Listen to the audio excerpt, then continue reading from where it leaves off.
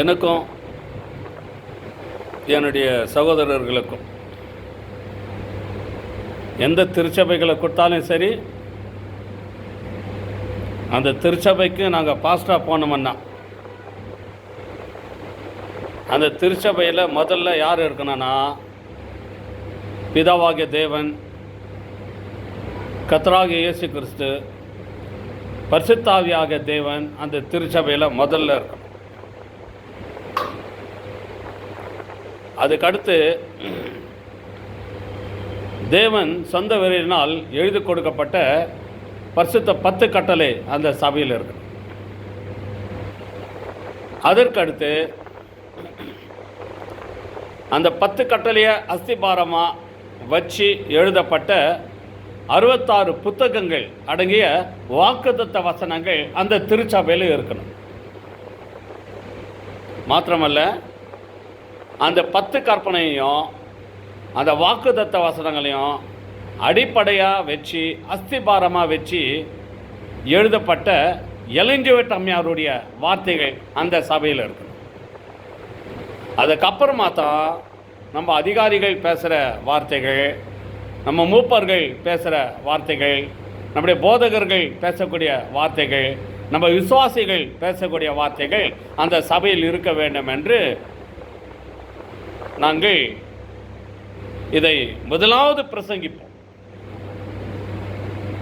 ஆண்டவர் எங்கள் வாழ்க்கையில் கொடுத்த ஒரு தருணம், கர்த்தர் எங்கள் வாழ்க்கையில் கொடுத்த ஒரு ஆசீர்வாதமான கிறிஸ்தவ வாழ்க்கை அது எங்களுக்கு. ஆனால் இப்பொழுது தலைகீழாய் மாறி இருக்கிறது. இப்பொழுது 10 கற்பனை, வாக்குத்தத்த வசனங்கள், அம்மையார் எழுதின வார்த்தைகளை எல்லாம் இப்போதைக்கு நாம் கீழ்ப்பழிஞ்சு நடக்கிற மாதிரி தெரியல. அப்படி நடக்கவும் முடியாது. அப்படி நடந்தால் இந்த உலகத்தில் நம்மளால் வாழ முடியாது என்று நினைக்கிறவர்கள் கூட பலர் உண்டு. எல்லாரும் இல்லை, பலர் உண்டு. அந்த பலர் யார் என்றால் அவர்கள்தான் வழி தெரியாமல் தப்பிப்போன ஆடுகள். 100 ஆடுகளில் ஒரு ஆடு காணாமல் போனது. அந்த காணாமல் போன ஆடுகள் அவர்கள்தான். அப்படிப்பட்ட ஆடுகளை மீட்க வேண்டும் என்பதற்காக, அப்படிப்பட்ட ஆடுகளுக்கு நித்திய வாழ்வை கொடுக்க வேண்டும் என்பதற்காக நம் ஆண்டவராகிய இயேசு கிறிஸ்து பரலோகத்தில் அந்த தெய்வீகத்தை விட்டு நான் பூமிக்கு இறங்கி போகிறேன் என்று சொல்லி அன்னை மரியின் வயிற்றில் அவர் மேலிருந்து இந்த பூமிக்கு வந்து அன்னை மரியின் வயிற்றில் அவர் மனிதனாய் பிறந்து 33.5 வருடம் நமக்கு ஒரு எடுத்துக்காட்டாய், நமக்கு ஒரு ஒளிவிளக்காய், நமக்கு ஒரு சாட்சியாய், நமக்கு ஒரு சாரமான உப்பாய் அவர் வாழ்ந்துவிட்டு மறுபடியும் பரலோக ராஜ்யத்திற்கு அவர் மறுரூபமாகி சென்றார் என்று இந்த வேதம் நமக்கு எச்சரிப்பு கொடுக்கிறது. ஆகவே வசனம் சொல்லுகிறது, Ye men of Galilee, why standing gazing up into heaven, the same Jesus which is taken up from you into heaven shall also come in like manner as ye have seen him go into heaven. கலிலேயராகிய மனுஷரே, நீங்கள் ஏன் வானத்தை அண்ணாந்து பார்த்து கொண்டு இருக்கிறீர்கள்? உங்களிடத்திலிருந்து இயேசுவானவர் எப்படி உங்கள் கண்களுக்கு முன்பாக வானத்திற்கு எழுந்தள்ளி போனாரோ அப்படியே மறுபடியும் வருவார். அவருடைய வருகையிலே நீங்களும் நானும் காணப்பட வேண்டுமே என்றால், அவருடைய முகத்தை முகமுகமாய் நீங்களும் நானும் தரிசிக்க வேண்டுமே என்றால், அவர் சொந்த வரியினால் எழுதி கொடுக்கப்பட்ட அந்த பரிசுத்த 10 கட்டளைக்கு மனப்பூர்வமாய் கீழ்ப்படைந்து அவர் மேல் விசுவாசத்தை வைத்து அவருடைய வாக்குத்தத்தங்களை நம்பும் போது மட்டுமே அவருடைய முகத்தை நாம் பார்க்க முடியும். அந்த நித்தியானந்த ராஜ்யத்திற்குள் நாம் பிரவேசிக்க முடியும். இந்த புதிய பூமியிலே நாம் சென்று கோடி கோடி வருடமாய் நம்மால் வாழ முடியும் என்று இந்த பரிசுத்த பைபிள் நமக்கு எச்சரிக்கிறது. ஒருவேளை பரிசுத்த 10 கட்டளையை பழைய ஏற்பாட்டின் பிரகாரமாக அவர் சிலுவையில் அறைந்திருப்பார் என்றால், புதிய ஏற்பாட்டிலே அவரை அறிந்திருக்கிறேன் என்று சொல்லியும் அவருடைய கற்பனை கை கொள்ளாதவன் பொயனாய் இருக்கிறான் என்று அவர் எழுதியிருந்திருக்க முடியாது. நீங்கள் என்னிடத்தில் அன்பாய் இருந்தால் என் கற்பனைகளை கை கொள்ளுங்கள் என்று அவர் புதிய ஏற்பாட்டில் எழுதியிருந்திருக்க முடியாது. வலுசர்வமானது ஸ்திரீயின் மேல் கோபம் கொண்டு அவருடைய கட்டளைக்கு கீழ்ப்படுகிறவர்களையும் இயேசுவின் மேலுள்ள விசுவாசத்தையும் வைத்து கொண்டிருக்கிறவர்களோடு அது யுத்தம் பண்ண போயிற்று என்று வெளிப்படுத்தல் 12:17 அப்படி தேவன் எழுதியிருக்க மாட்டாரே.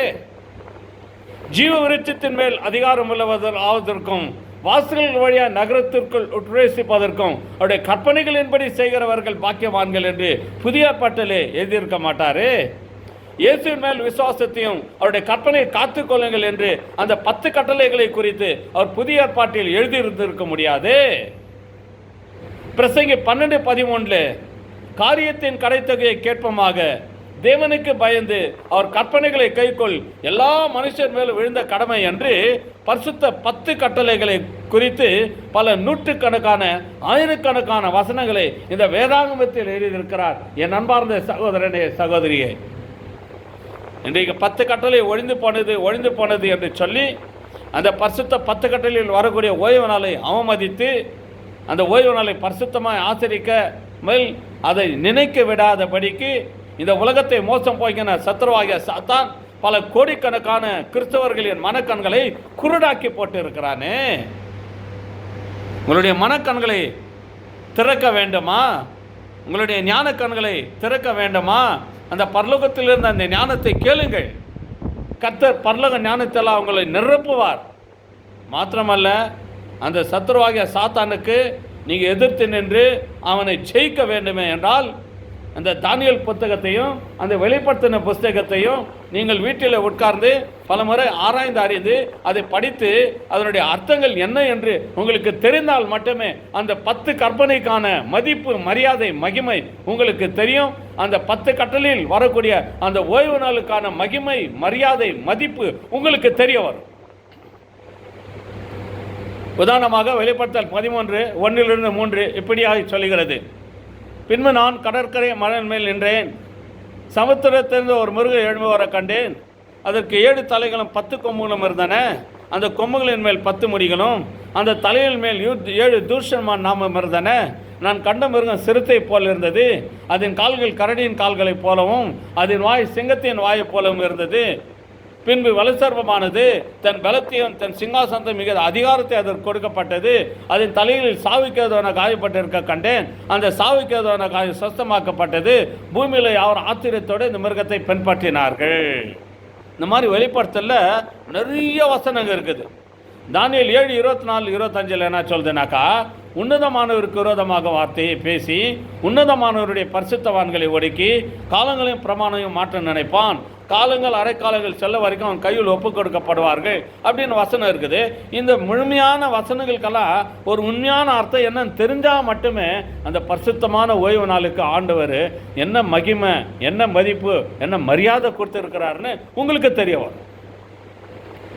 இந்த முழுமையான வசனங்களுக்கெல்லாம் அர்த்தம் தெரியாத வரைக்கும் இந்த தானியேல் புத்தகத்தில் இருக்கிற வசனங்களுக்கும் இந்த வெளிப்படுத்தின விசேஷ புத்தகத்தில் இருக்கிற வசனங்களுக்கான அர்த்தம் உங்களுக்கு சரியாக தெரிற வரைக்கும் அந்த ஓய்வு நாள் நமக்கு தேவையில்லை. அது யூதர்களுக்கு கொடுக்கப்பட்டது, அது இஸ்ரவேல் ஜனங்களுக்கு கொடுக்கப்பட்டது. அது கல்வாரி சிலுவையில் இயேசு கிறிஸ்து அறந்த உடனே அந்த ஓய்வு நாளை முடிஞ்சு போச்சு. நமக்கு உயிர் தெரிந்த நாள் தான் முக்கியம், உயிர் தெரிந்த நாள் தான் முக்கியம்னு சொல்லி அந்த உயிர் தெரிந்த நாளே பிடிச்சிங்கன்னு இயேசு கிறிஸ்து கூட சேர்ந்து கை தட்டாமல் அந்த போப்பு கூட சேர்ந்து கையை தட்டிட்டு ஆண்டவராகி இயேசு கிறிஸ்து வரும்பொழுது அந்த 2ஆம் மரணமாகிய அக்கினி கடலில் நீங்கள் போய் பங்கடைவீங்க. அந்த பரிதாபமான வாழ்க்கை உங்களுக்கு வேணான்றதற்காக தான் கர்த்தர் இந்த ஊழியக்காரன் டேவிட் நேசகுமார் மூலியமா இந்த பிரசங்கத்தில் உங்களோடு பேசி கொண்டிருக்கிறார். என் அன்பார்ந்த சகோதரனே சகோதரியே, பார்த்தீங்களா அந்த பரிசுத்தமான ஓய்வு நாளுக்கு எவ்வளோ மதிப்பு மரியாதை இருக்குதுன்ட்டு. பர்சனலாக என்னை கூப்பிட்டு கேளுங்க. வெளிப்படுத்தின விசேஷத்தில் எவ்வளோ வசனத்தை சொல்லணும், தானியேல் புத்தகத்தில் எவ்வளோ வசனத்தை சொல்லணுன்ட்டு அந்த வசனங்கள் எல்லாம் கோட் பண்ணி உங்களுக்கு நான் சொல்கிறேன். நீ உண்மையான ஒரு கிறிஸ்தவனாக இருந்தாக்கா, நீ பரலோக ராஜ்யத்துக்கு போகணும், கோடி வருஷமாக அவர் கூட வாழணுன்ற கிறிஸ்தவனாக இருந்தால் மட்டுமே நீ என்ன ஃபோன் பண்ணி கூப்பிடுவேன். தானியேல் புத்தகத்தில் எத்தனை வசனங்கள் இருக்குது, வெளிப்படுத்தின விசேஷ புத்தகத்தில் எத்தனை வசனங்கள் இருக்குது, ஓய்வு நாளுக்கான கருத்து, மற்ற புத்தகங்களில் அந்த ஓய்வு நாளுக்கான கருத்து என்ன இருக்குதுன்ட்டு கண்டிப்பாக நீ என்ன ஃபோன் பண்ணி கூப்பிடுவேன். இது உண்மை, இது சத்தியம். 9986127893 திரும்ப சொல்கிறேன். 9986127893. நீ உண்மையான கிறிஸ்தவனாக இருந்து இந்த பைபிளை தூக்கிட்டு நீ ஊழியம் செய்கிறவராக இருந்தாக்கா, நீ ஒரு நல்ல உண்மையான விசுவாசியாக இருந்தாக்கா, நீ சபைக்கு ஒரு நல்ல மூப்பராக இருந்தா, நீ சபையில் ஒரு நல்ல ஊழியக்காரனாக இருந்தா, நீ உண்மையிலேயே இயேசு கிறிஸ்துவை நேசிக்கிற ஊழியக்காரனாக இருந்தா, சபை மூப்பராக இருந்தா, சபை விசுவாசியாக இருந்தா, கண்டிப்பாக நீ என்னை கூப்பிடுவேன். ஃபோனில் கூப்பிடு. எத்தனை மணி ராத்திரியில் கூப்பிட்றியா கூப்பிடு, பகலில் கூப்பிட்றியா கூப்பிட்டு கேள்வி அங்கிட்ட. அந்த வசனங்கள்லாம் நான் உனக்கு சொல்ல போகிறேன். அந்த வசனத்துக்கான முழுமையான அர்த்தம் உனக்கு என்னான்னு தெரிஞ்சால் மட்டுமே அந்த தேவன் சொந்த வேளால் எழுதி கொடுக்கப்பட்ட பரிசுத்த 10 கட்டளைக்கு எவ்வளோ மதிப்பு மரியாதை கொடுத்துருக்கிறாரு, அந்த 10 கட்டளையில் வரக்கூடிய ஓய்வு நாளுக்கு எவ்வளோ மரியாதை கொடுத்துருக்கிறாரு, எவ்வளோ மகிமை கொடுத்துருக்கிறாரு, மதிப்பு இருந்துருக்குதுன்னு உங்களுக்கு தெரிய வரும். இதோட வேறு என்னங்க, சரங்காச்சார ஓய்வு நாள் இருக்குது, கர்த்தருடைய ஓய்வு நாள், கர்த்தருடைய கட்டளையில் வரக்கூடிய ஓய்வு நாள் ஒன்று இருக்குது, அதான் மறந்துடக்கூடாது. அதே போல் மோசே புஸ்தகத்தில் எழுதி கொடுக்கப்பட்ட சடங்காச்சார பிரமாணம் இருக்குது. அந்த சடங்காச்சார பிரமாணத்தில் ஓய்வு நாட்கள்னு வரும். அந்த ஓய்வு நாட்கள் வந்து திங்கட்கிழமையில் கூட வரலாம், புதன்கிழமையில் கூட வரலாம், சனிக்கிழமையில் கூட வரலாம், ஞாயிற்றுக்கிழமையில் கூட வரலாம். அந்த 7 பண்டிகையில் வரக்கூடிய ஓய்வு நாட்களை தான் கர்த்தர் கல்வாரி சிலுவையில் வச்சு அரைஞ்சார். அந்த ஓய்வு நாளில் நீங்களும் நான் ஆசிரிக்காக கட்டி கூட யாரும் நம்மளை கேள்வி கேட்க முடியாது. ஏன்டா நீ இந்த ஓய்வு நாட்கள் ஆசிரிக்காமல் போனேன்னு கேட்டாக்கா, ஏன்னாக்கா அது கல்வாரி சிலுவையில் ஆணி அடிக்கப்பட்டு அது மறைஞ்சிடுச்சு. கொலோசியர் 2:13-14 நமக்கு விரோதமாக இருந்த கையெழுத்தை குலைத்து நடுவில் இராதபடி எடுத்து சிலுவையில் ஆணி அடித்து, அது ஒரு பெண்டகோஸ்டல் பாஸ்ட்டு சரியாக படித்து புரிஞ்சிக்க தெரியாமல் அந்த 10 கற்பனைக்கு நடுவில் அந்த ஓய்வு நாளை தான் எடுத்து சிலுவையில் அரைஞ்சிட்டாருன்னு அவர் பிரசங்கம் பண்ணியிருக்கிறார். அவர் 1 மணி நேரம் அந்நிய பாஷையில், அவர் 100 மணி நேரம் அந்நிய பாஷை பேசினாலையோ அந்த ஜபம் ஏற்றுக்கொள்ளப்படாது. அவர் வெள்ளை ட்ரெஸ்ஸு வெள்ளை ஜுப்பா போட்டு தான் இல்லை, அவர் கலர் ஜுப்பா போட்டால் கூட சரி, ஆண்டவர் அவரை ஏற்றுக்கொள்ள மாட்டார். இதை கேட்டுக்கொண்டு இருக்கிற அன்பார்ந்த ஊழியக்கார பிள்ளைகளே, உங்களை குற்றம் கண்டுபிடிப்பதற்காக, உங்களை குற்றம் சாட்டுவதற்காக இப்படிப்பட்ட பிரசங்கத்தை நான் செய்து கொண்டு இருக்கவில்லை. நான் உங்களை நேசிக்கிறபடியினாலே உங்களை பரலோக ராஜ்யத்திற்கு ஆண்டவருடைய வருகையில் நீங்கள் சேர வேண்டும் என்பதற்காகத்தான் இந்த பிரசங்கத்தை நான் செய்து கொண்டிருக்கிறேன். அப்போஸ்தலர் 7:52 நீங்கள் படித்து பாருங்களேன். அப்போஸ்தலர் 7:52 மற்ற தீர்க்கதரிசிகளை கூட கொலை செஞ்சாங்களாம். மாத்திரமல்ல, இந்த கற்பனையை நீங்கள் கை கொள்ளாமல் போனீர்களே என்று சொன்ன மாத்திரத்தில் அவர்கள் அவனை பார்த்து பல்லை கடித்து அவனை அடிக்க போனாங்கன்னு பைபிள் சொல்லியிருக்கு. பல்ல கடிச்சாங்களாம், பல்ல கடிச்சுன்னு போனாங்களாம். அப்போஸ்தலர் 7:52 நீங்கள் படிச்சு பாருங்களேன், எவ்வளோ அழகாக சொல்கிறாரு. 10 கற்பனைக்கு கீழ்ப்படியிலன்னு சொன்னதுக்கே பல்ல கடிச்சுன்னு அடிக்க போனாங்களாம். இன்றைக்கி அதே போல் நானும் என் சகோதரர்களும் இந்த ஓய்வு நாளை பற்றி ஸ்ட்ரிக்டாக பேசுகிறதுனால, இந்த ஓய்வு நாளை குறித்து நாங்கள் ஸ்ட்ரிக்டாக பிரசங்கம் பண்ணுறதுனால ஒரு சில ஜனங்களுக்கு எங்களை பிடிக்கிறதில்ல, எங்கள் மேலே விருப்பமே இருக்கிறதில்ல. என்ன ஒன்று, எங்களை அடிக்காத குறை, எங்களை அடித்தாலும் சரி நாங்கள் கவலைப்பட மாட்டோம். எங்களை மாட்டு தோலில் சுற்றிட்டு மாட்டு தோலுக்குள்ளற உப்பு போட்டுட்டு எங்களை சுற்றி தச்சுட்டு அந்த வெயில் கடியில் போட்டாலும் நாங்கள் கவலைப்பட போகிறதில்லை. நாங்கள் அப்படியே சாவோம். எங்களுக்கு நித்திய ஜீவன் தேவை. அப்படி இல்லைன்னா சிங்க கபியில் எங்களை கட்டிட்டு தர இழுத்துன்னு போய் போட்டால் கூட நாங்கள் சாவறதுக்கு ரெடி ஆகிறோம். எங்கள் மனைவி பசங்களை பற்றியெல்லாம் எங்களுக்கு கவலை இல்லை. உலகத்தில் இருப்போனிலும் உன்னில் இருப்பவர் பெரியவர். அவர் இருக்கும் பொழுது என் மனைவி பசங்களை பற்றி நாங்கள் ஏன் கவலைப்படோம்? எங்களை விட மேன்மையாக எங்கள் மனைவி பசங்களை ஆண்டவர் காப்பாற்றுவார் என்ற நம்பிக்கை விசுவாசம் எங்களுக்கு இருக்குது.